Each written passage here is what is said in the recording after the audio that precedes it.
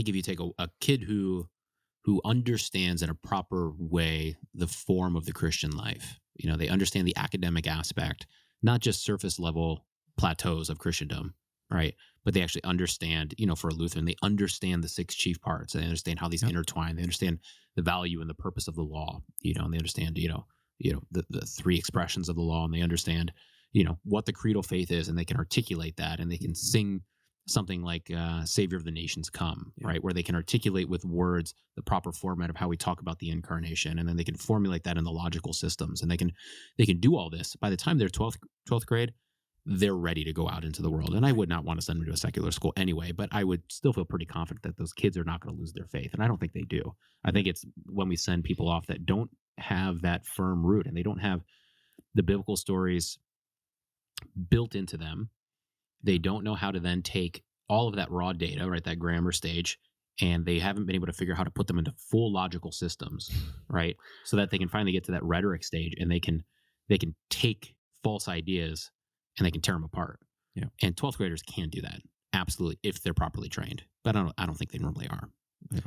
Yeah, the education, they're not teaching kids how to learn. They're raising up militia, politicians, right? I mean, you hear this.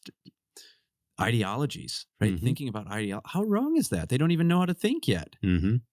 It's demonic. Yeah. And I do hope, and I think we're waking up to it, but it's going to take a lot of pioneers, and there's a lot of pioneers pushing it on the institutional level to make these switches that, and weed out the issues, that the weeds that have been planted and have been choking a lot of things out for a long period of time. And then also families waking up to that, the Christian life is an ongoing expression within the household. And that has to take root there. And there has to be all of these different aspects where they can understand the goodness and they can understand the truth, but also they can understand the beauty of it.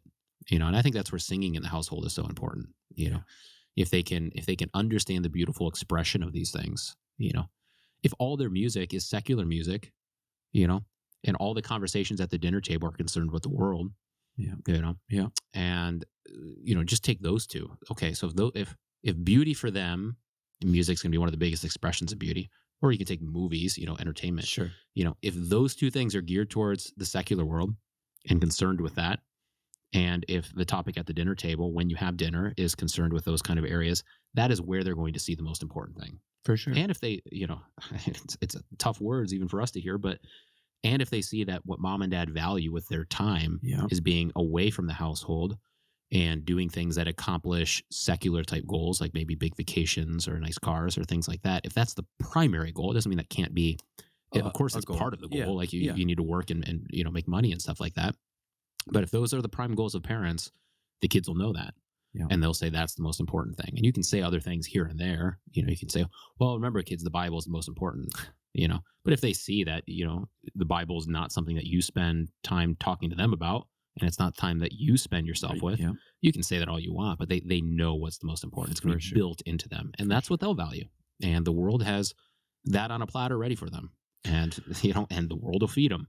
And that's where they'll go. Well, that's where our actions speak louder than words. And kids are the best at seeing through that. Mm-hmm. Yeah, that's a good point.